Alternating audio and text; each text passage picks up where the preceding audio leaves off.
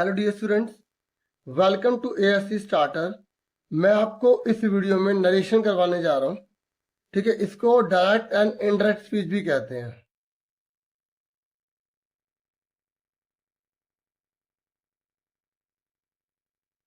ठीक है, इसको हम रिपोर्टिंग स्पीच भी कहते हैं। ठीक है, तो तीन नामों से जानी जाती है। रिपोर्टिंग स्पीच के नाम से भी जानी जाती है। ठीक है, तो इसके मैं आपको पहले रूल बताऊंगा, फिर मैं आपको ये करके दिखाऊंगा। ये चाहे 10th क्लास हो, 9th क्लास हो, 7th हो, 11th हो, तो इनमें ये क्वेश्चन 2 से लेकर 4 नंबर तक का आता है। ठीक है, या तो इनडायरेक्ट को डायरेक्ट बनाने को आएगा, या डायरेक्ट को जो है इनडायरेक्ट बनाने को आएगा। ठीक है, ये देखो, ये क्वेश्चन ऐसे आए हुए ना, जैसे ये लिखा राम सैड, ये राहुल सैड, दे सैड, ऐसे वाले क्वेश्चन जो है ना, ये होते हैं नरेशन में। ठीक है, डायरेक्ट स्पीच। ठीक है, इस तरीके के क्वेश्चन होते हैं। ऐसी अगर हम यहाँ पे और पेपर्स देखें अलग अलग क्लासेस के, जैसे 9th का भी है, तो आप देखेंगे ये क्वेश्चन अलग अलग फॉर्मेट में आते रहते हैं। 11th क्लास में भी अगर आप देखेंगे तो इस तरीके से आपको क्वेश्चन वगैरह मिलेंगे। ठीक है, तो बहुत आसान तरीका मैं लेकर आया हूँ। जो कॉम्पिटिटिव एग्जाम देना चाहते हैं, अगर वो भी इस वीडियो को देखेंगे ना, तो उन्हें भी बहुत बेनिफिट मिलने वाला है। ठीक है, तो देखिए, रूल नंबर 1, सबसे आसान तरीका करवाऊंगा मैं। रूल नंबर 1, अगर वो प्रेजेंट टेंस है, अब हमें कैसे पता चलेगा वो प्रेजेंट टेंस है?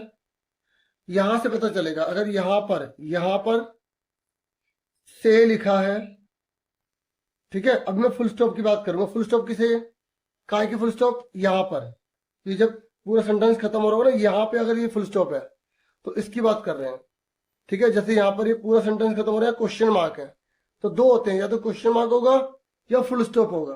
तो रूल नंबर 1, प्रेजेंट टेंस में फुल स्टॉप वाला, अगर से लिखा है, अगर से लिखा है, अगर से टू लिखा है, अगर से टू लिखा है, तो उसको किस में कन्वर्ट करना है, ये रूल नंबर 1 होता है।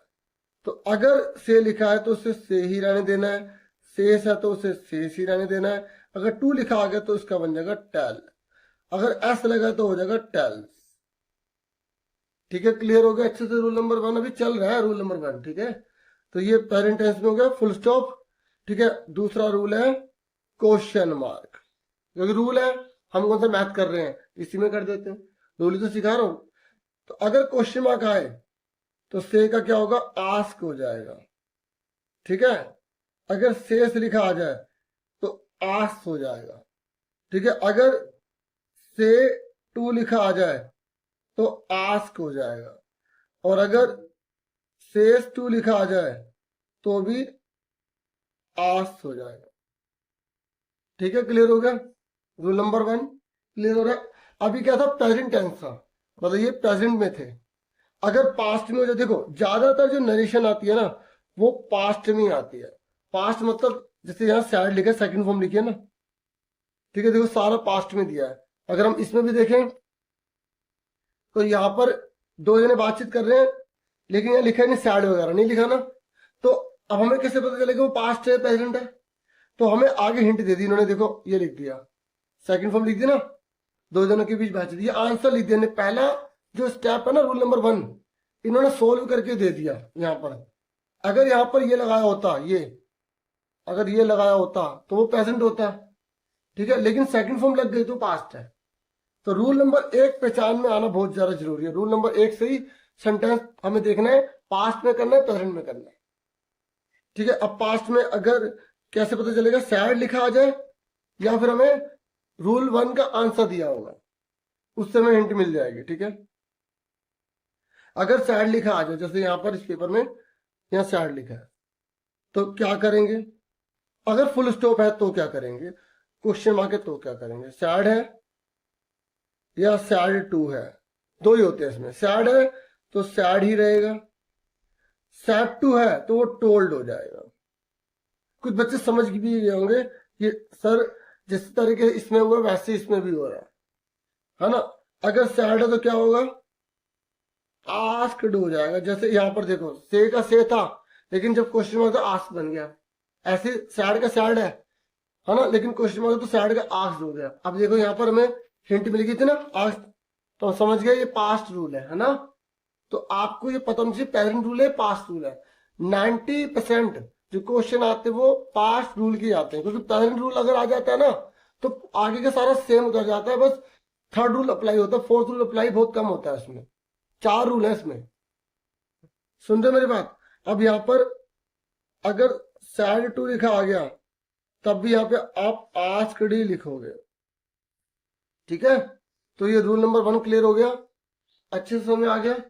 अब आ जाइए रूल नंबर 2 पर, ठीक है। तो ये हमारा था रूल नंबर 1, अब हम करेंगे रूल नंबर 2। देखिए रूल नंबर 2 पढ़ने जा रहे हैं हम। रूल नंबर 2 है कि इन्वर्टेड कोमा की जगह क्या लगाना है। ये देखो जैसे यहाँ पे इन्होंने ये आंसर कर दिया है, क्या कर दिया है, आंसर कर दिया है, हमें इसे डायरेक्ट में बदलने के लिए कहा है, ठीक है। और यहाँ पर देखो ये लिखा है इन्वर्टेड कोमा, तो इन्वर्टेड कोमा को जब हटाते हैं तो यहाँ क्या लगाते हैं, जैसे यहाँ पे इन्होंने डेट लगाया, क्योंकि अगर हमें पहले सीधा आएगा तो हमें उल्टा करना भी आ जाएगा, ठीक है। जैसे अगर आपको एबीसीडी आती है, एबीसीडी सीधी आती है, अगर सीधी आगे तो उल्टी भी आपको आ जाएगी, Z Y X W T S R Q P O, इस तरीके से आप उल्टी भी कर लोगे, हाँ या ना। अब इन्वर्टेड कोमा के लिए क्या लगाएंगे, वही क्वेश्चन है, या तो फुल स्टॉप होगा या क्वेश्चन मार्क होगा, ठीक है। अगर फुल स्टॉप है तो फुल स्टॉप या तो आएगा अफर्मेटिव की वजह से, अफर्मेटिव, ठीक है। अफर्मेटिव जैसे पॉजिटिव सेंटेंस हो गया या नेगेटिव हो गया। जैसे पॉजिटिव मतलब इसमें हाँ बोलना है या सिंपल बात हो, जैसे आई रीड बुक, और नेगेटिव जिसमें I do not read book, तो इसमें नेगेटिव आगे नोट लग जाता है ना इसमें, ठीक है। तो ये फुल स्टॉप वाले होते हैं, क्या होते हैं, फुल स्टॉप वाले। तो इसमें क्या लगाएंगे, इन्वर्टेड कॉमा में अगर फुल स्टॉप आ जाता है और वो अफर्मेटिव सेंटेंस है तो आपको वहां पे दैट लगाना। जैसे यहां देखो इन्होंने आंसर में आंसर करा तो दैट है ना, क्योंकि इसका मतलब ये फुल स्टॉप वाला था।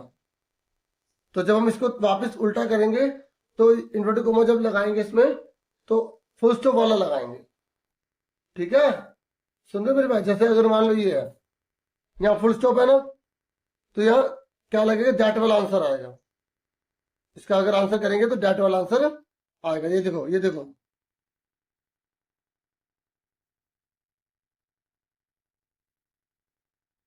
इन्होंने आधा आंसर लिख के दे दिया, द स्टूडेंट रिप्लाइड दैट। देखो ये जब स्कैन, अब आप बोलोगे सर इसमें इन्वर्टेड कॉमा नहीं लगा, तो इन्होंने लगाया नहीं, लगाना चाहिए वैसे, ठीक है। जैसे यहां पर देखो, ये देखो रिया सैड लिखा नहीं इन्वर्टेड कॉमा, सुन रहे हो। अगर फुल स्टॉप होता है तो यहाँ पे क्या लगाते हैं, दैट लगा, ठीक है। दूसरा फुल स्टॉप है, और अगर वो इंपैरेटिव सेंटेंस है, इंपैरेटिव, इंपैरेटिव क्या होते हैं, जैसे किसी को हम एडवाइस कर रहे हैं, एडवाइस, किसी को ऑर्डर दे रहे हैं, ऑर्डर्ड, थर्ड फॉर्म लगानी है आपको। किसी को आशीर्वाद दे रहे हैं, ब्लेस्ड, BLESSED। किसी को धमकी दे रहे, थ्रेटेंड, ठीक है। किसी रिक्वेस्ट कर रहे, रिक्वेस्टेड। इस तरीके से अगर वो इंपैरेटिव सेंटेंस है, ठीक है, इंपैरेटिव समझ आ गया, तो वहां पर आपको इन्वर्टेड कोमा की जगह टू लगाना है, और जो सैड वगैरह है ना, सैड वगैरह उसकी जगह आपको ये लगाना है। मतलब जैसे यहाँ सैड वगैरह टोल्ड वगैरह लगा रहे हो ना, तो यहां पर आपको पता क्या लगाना पड़ जाएगा, ऑर्डर्ड, रिक्वेस्टेड, ये लगाना पड़ जाएगा। आई समझ। तो ये मैंने आपको किसका बताया, फुल स्टॉप का बताया। 2 तरीके से फुल स्टॉप वाले सेंटेंस हो सकते हैं, अफर्मेटिव हो सकते हैं, इंपैरेटिव हो सकते हैं, ठीक है। फिर उसके बाद क्वेश्चन मार्क वाला देखो। अगर क्वेश्चन मार्क है तो क्वेश्चन मार्क 2 वजह से आ सकता है। एक हेल्पिंग वर्ब की वजह से आ सकता है क्वेश्चन मार्क, जब वो शुरू में आ जाए। दूसरा आ सकता है वो WH फैमिली की वजह से। हेल्पिंग वर्ब ये देखो, यहां पर देखो,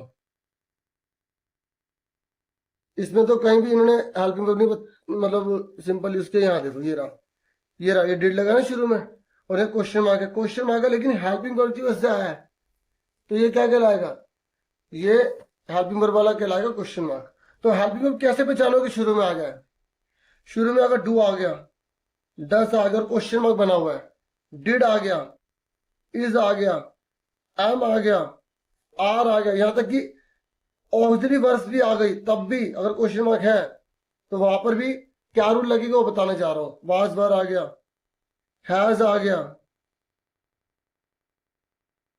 हैव आ गया, हैड आ गया, विल आ गया, शैल आ गया। तो बच्चों वहां पर आपको इन्वर्टेड कोमा की जगह पता क्या लगाना है, इफ लगाना है। क्या लगाना है, इफ। ठीक है, यहां पर क्या लगा रहे थे, दैट, यहां पर क्या लगा रहे थे, टू लगा रहे थे रूल नंबर 2 में। ठीक है, और हेल्पिंग वर्ब में क्या लगा रहे हैं, इफ लगा रहे हैं। और डब्ल्यू फैमिली कौन सी होती है, what, where, who, which, whose, whom, how many, सबके मीनिंग पता होने चाहिए, हाउ मच। अगर इनकी वजह से क्वेश्चन मार्क आ रहा है तो यही दोबारा रिपीट हो जाएगा और कुछ भी नहीं आएगा इन्वर्टेड कोमा की जगह। अब वर्ड का मतलब वैसे बता दो क्या होता है, वेयर मतलब होता है कहाँ, हु मतलब कौन, क्योंकि अगर ये पता होता है तो क्वेश्चन पहचानने में आसानी होती है। विच मतलब कौन सा, हुज मतलब किसका, हु मतलब किसे, हाउ मतलब कैसे, हाउ मेनी मतलब कितने, हाउ मच मतलब कितने। ये काउंटेबल के लिए होता है, अनकाउंटेबल के लिए होता है। ठीक है, तो अब यहां पर देखो, जैसे यहां पर डिड लगा था ना, तो यहाँ पे क्या लगाएंगे, इफ लगाएंगे। क्या लगाएंगे, इफ लगाएंगे। ठीक है, तो ये देखो इन्होंने इसका आंसर तो यहाँ पे करा हुआ था। ये देखो देखो रूल नंबर जो हमने 2 तक पढ़े ना, तो देखो टीचर स्टूडेंट से कह रहा है क्या तुमने अपना असाइनमेंट टाइम पर पूरा कर लिया, तो टीचर यहाँ पे आस्क लगा दिया स्टूडेंट को, फिर इन्वर्टेड कोमा से क्या लगाना था, इफ लगाया ना, इफ क्यों लगाया, क्योंकि क्वेश्चन मार्क है, हेल्पिंग वर्ब की वजह से क्वेश्चन मार्क आया। 2 रूल समझ में आ गए। ठीक है, आगे बच्चों 2 रूल आगे सुनो, बाकी इसकी प्रैक्टिस बहुत चाहिए। अब रूल नंबर 3 देखो, रूल नंबर जो 3 है वो है सन का। सन फर्स्ट, सेकंड और थर्ड। अगर आई लिखा आ गया, वी लिखा आ गया, तो फर्स्ट को देखना है। फर्स्ट पर्सन होते हैं आई, वी, आवर, माई, मी, तो ये फर्स्ट पर्सन होते हैं सारे ये। और यू और यूर आ जाए तो आपको सेकंड को देखना है, मतलब सेकंड वाले पर्सन को देखना है, तो यू, यूर। और एन क्या, थर्ड। अगर ही लिखा आ गया, शी लिखा आ गया, इट लिखा आ गया, नेम लिखा आ गया, ये वर्ड लिखे आ गए सेंटेंस में, दे आ गया। ठीक है, हिज आ गया, हर आ गया, हिम आ गया, तो आपको सेम उतार देना, नो चेंज। एन मतलब no change, subject object no change, subject object और नो चेंज। अब देखो मैं आपको बता रहा हूं क्या बताना चाहता हूं। देखो इन्होंने आंसर करा हुआ ना ये, तो यहां पर ये सब्जेक्ट है, यू आया लिखा, क्या है इनमें, अगर ये लिखे आ रहे हैं, यू लिखा है, तो यू लिखा है तो सेकंड को देखना है, सेकंड में कौन है, टीचर किससे बात कर रहा है, सेकंड में कौन है। अगर ये इसकी लाइन है टीचर की, सेकंड में कौन हुआ, स्टूडेंट हुआ, तो स्टूडेंट लड़का है लड़की है, अगर लड़का है तो यहाँ पे ही कर देंगे, और लड़की है तो शी कर देंगे। इस तरीके को चेंज करना आना चाहिए, मतलब जो यहाँ लिखा है उसके अकॉर्ड, जैसे यू लिखा है तो सामने वाले को देखना है, जैसे अगर उसकी हिंदी समझ में आ रही है तो वो यू सामने वाले से बोल रहा है ना, तो सामने वाले को देखो लड़का लड़की है। अब यू लिखा है तो सामने वाले को देखना है स्टूडेंट, तो हिज कर दिया। जब शुरू में ही लगता है, बीच में अगर योर वगैरह आए तो ये पॉजेसिव होते हैं, पॉजेसिव अधिकार, तो वहां पे हिज लगाते हैं। और लास्ट में होता है तो ऑब्जेक्टिव लगता है, हिम लगता है। देखो इस रूल से थोड़ा अलग से रूल है, मैं एक चीज थोड़ा सा बता दूं।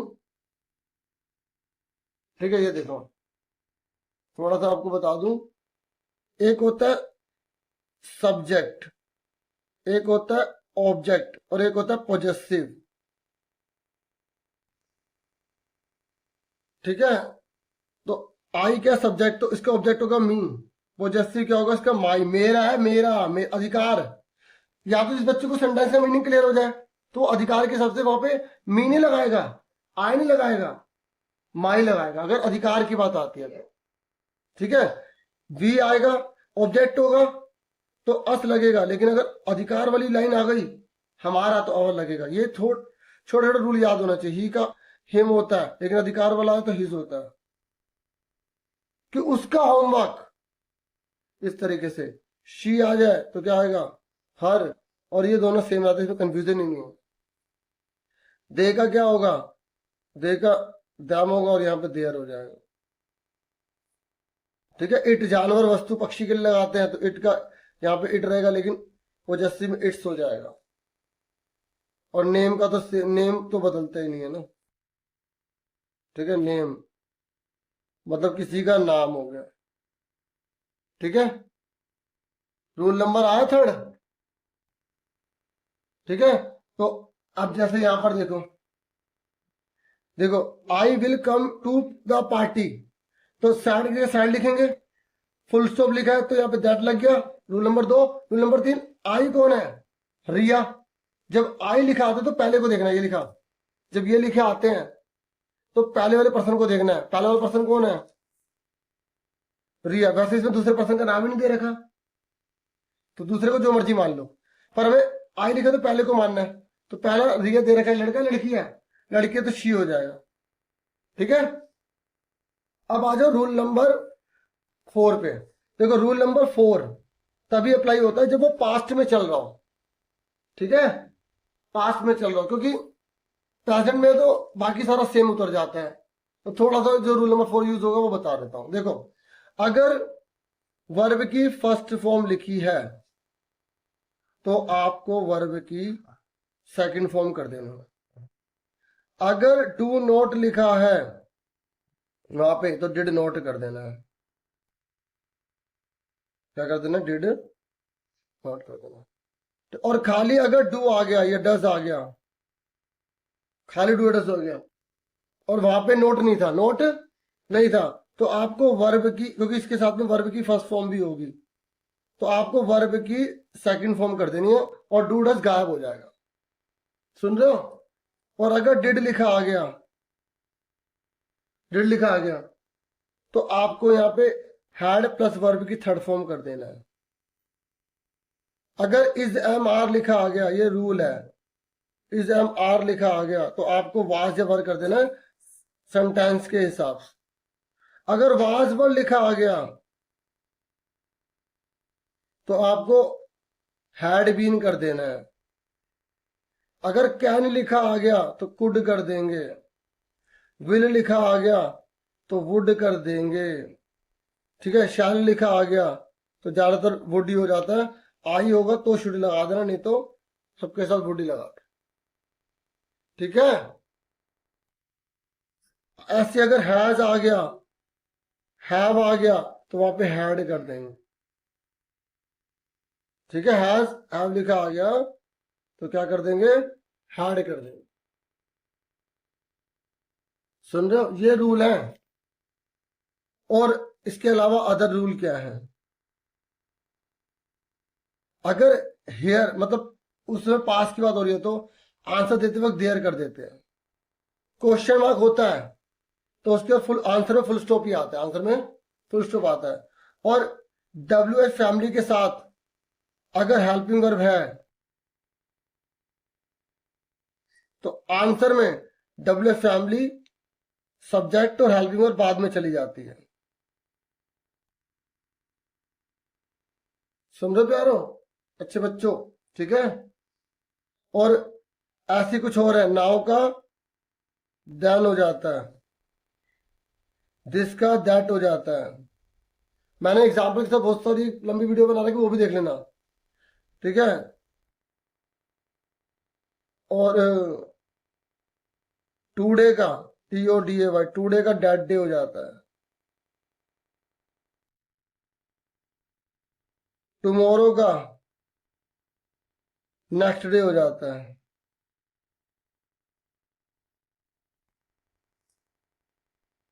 यस्टरडे का प्रीवियस डे हो जाता है। अब ये ना सब में चेंज हो जाते हैं, चाहे प्रेजेंट हो पास्ट। ठीक है, ये इतना ही था, समझ में आ गया। अब फटाफट इसके अदर एग्जांपल वगैरह देख लो।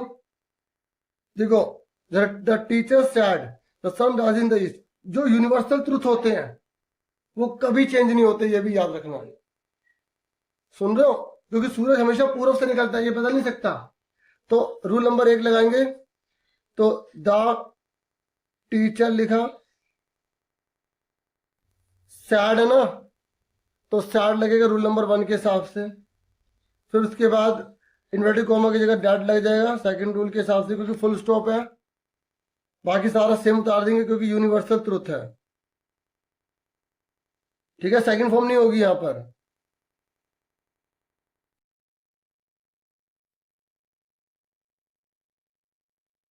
कह रहा है कि सुमैया और स्मृति है, वो कन्वर्सेशन कर रहे हैं, बातचीत कर रहे हैं। तो सुमैया कह रही है, can you teach me how to sing? क्या तुम मुझे सिखा सकती हो कि कैसे गाना गाना है? तो स्मृति कह रही, yes I will come to my singing club tomorrow, कि कल मेरे सिंगिंग क्लब में आ जाना। तो अब यहाँ पर देखो, इन्हें आधा कर दिया है, जो कर दिया उसे नहीं करना। इसने बोला है सुमैया आग स्मृति, तो सुमैया स्मृति से कह रही है, पूछ रही है, आग इसलिए लगा क्योंकि क्वेश्चन मार्क है। ठीक है, तो स्मृति इफ क्यों लगाया? क्योंकि हेल्पिंग वर्ब की वजह से क्वेश्चन मार्क लगा हुआ है, इफ। फिर उसके बाद यहाँ पर यू लिखा है। अब यू कौन है? स्मृति। अगर आपको चीज समझ नहीं आता कि सर कैसे कर रहे हैं, तो आगे आप वीडियो को देख रहे हो, उसमें पूरा कंसेप्ट समझा रहा हूँ। ठीक है, जिनको आता है उनके रिवीजन के लिए शुरू का पार्ट हो जाएगा, जिनको बिल्कुल नहीं आता उनके लिए पूरी वीडियो हो जाएगी। ठीक है, तो यू कौन है? स्मृति लड़के, तो शी हो जाएगा। याद रखना, जब हम आंसर करते तो इफ के बाद सब्जेक्ट लगाना होता है, और ये जो हेल्पिंग वर्ब होती है सब्जेक्ट के बाद लगती है। तो कैन का कुड हो जाएगा, फिर टीच का टीच रहेगा। मी कौन है? सुमैया, वो भी लड़की है, तो यहाँ पे हर आ जाएगा। ठीक है, और हाउ का हाउ, टू का टू, सिंग का सिंग रहेगा। फिर स्मृति कह रही यस, तो स्मृति रिप्लाइड दैट शी वुड। तो देखो, तो रिप्लाइड हो गया, ये आई का क्या है? स्मृति लड़के, तो शी हो गया। विल का वुड आंसर करा हुआ है, यहाँ तक करा हुआ है ना अभी तक। फिर आगे बोला शी आल्सो आस्क्ड, क्योंकि यहाँ पे फुल स्टॉप डाल के दोबारा एक लाइन लिखी है ना, तो हम फिर उसको लिखने के लिए अलग से लिख देते, शी आल्सो आस्क्ड सुमैया। तो उसने सुमैया को और चीज बोली, क्या बोला? Come to my singing club tomorrow. तो इसको आपको क्या करना है? नरेट करना है, नरेशन करना है, इंटरेक्ट करना है। तो सुमैया, तो क्या आएगा? देखो, she also asked Sumaiya that. That आपके हाथ में बच्चों, या तो आप दैट लगा के शी वुड अपने आप लगाओ, शी वुड कम टू। माई का कौन है? स्मृति लड़की है, तो हर हो जाएगा, she would come her singing club, फिर लिखेंगे सिंगिंग, फिर आ जाएगा क्लब, टुमारो का आ जाएगा नेक्स्ट डे। ठीक है, या आप ऐसा कर सकते हैं इसकी जगह, she also asked Sumaiya to come to her singing club next day. आप टू से भी लगा सकते हैं, क्योंकि यहाँ पर फुल स्टॉप देके अलग से लिखा हुआ है।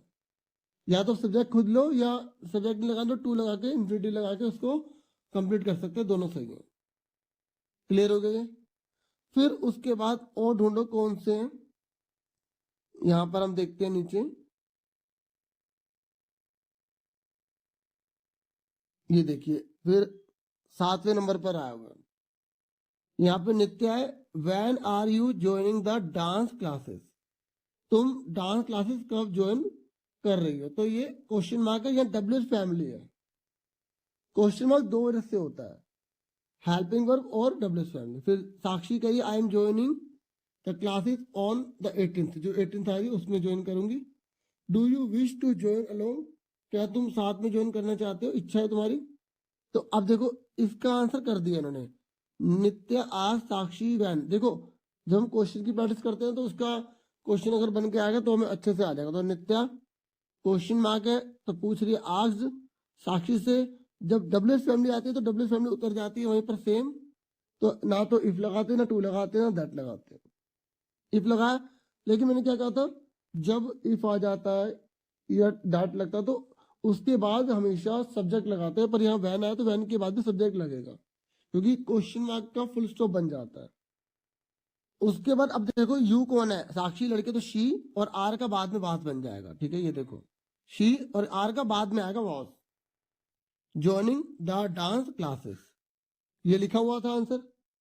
फिर Sakshi replied that she was joining the classes on the 16th, ये भी सारा लिखा हुआ है। यहाँ पे गलत लग गया, 18 आएगा। ठीक है, do you wish to join along, इसका करना शी फर्दर आस्क्ड, इसका करना आंसर हमें। तो शी फर्दर आस्क्ड, अभी डू कौन है, हेल्पिंग वर्ब है, तो यहाँ पे लगाएंगे इफ। यू कौन है, यू कौन है यहाँ पर, नित्या, कौन है, नित्या, तो वो भी लड़की है तो क्या आएगा, इफ शी, शी, उसके बाद डू का क्या हो जाएगा। अगर नोट होता तो हम लिखते डिड नॉट, लेकिन अगर डू है तो वर्ब की सेकंड फॉर्म कर देंगे और डू को गैप कर देंगे। If she wished to join along, full stop लगा देंगे। समझ में आ गई। अब एक और देख लेते हैं, ये देखो ये आया 9वें नंबर पर। My friend said to Deepak, have you ever been to Agra, यहां लिखा ना रिपोर्टर स्पीच। तो यहां पर कैसे आंसर आएगा, माई फ्रेंड सैड टू दीपक, यहां पे हेल्पिंग वर्ब कैसे क्वेश्चन मार्क है, माई फ्रेंड लिखेंगे, सैड टू की जगह आस्क्ड आ जाएगा, फिर दीपक लिख देंगे। ठीक है, फिर क्वेश्चन मार्क है ना यहाँ पर, तो क्वेश्चन मार्क आएगा तो क्या लगाएंगे, इफ, क्योंकि हेल्पिंग वर्ब की वजह से। और इफ के बाद पहले सब्जेक्ट लगाएंगे, यू कौन है, दीपक लड़का है तो ही आ जाएगा, ही। ठीक है, ही, हैव का क्या हो जाएगा, हैड, एवर का एवर, बीन का बीन, टू का टू, आगरा का आगरा, फुल स्टॉप का फुल स्टॉप आ जाएगा। समझ में आ गया। देखो मैंने इन 3 के आंसर आपको बताए हैं। ठीक है, और एक और है चौथा, मतलब 4 आ रही है नरेशन। ठीक है, अब चौथे का आंसर देखते हैं फटाफट। देखो 4 है ना, तो 4 में से 3 में तो एमसीक्यू में नहीं देगा, एक दे दिया एमसीक्यू में, तो इसी में आंसर छाटना है।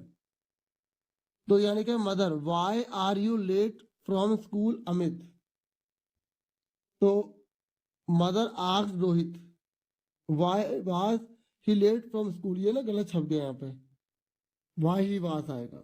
चलो ये तो क्वेश्चन में हमें दिक्कत नहीं है, लेकिन पेपर में बिल्कुल सही से आएगा। आप ये मत सोचें कि यहाँ दे दे वहां गलत दे देंगे, ऐसा नहीं है। तो Rohit replied that while coming from school, देखो कई बार आप सोचते हैं ना कुछ एक्स्ट्रा चीज लगा देते हैं तो उस पर टेंशन मत लेना।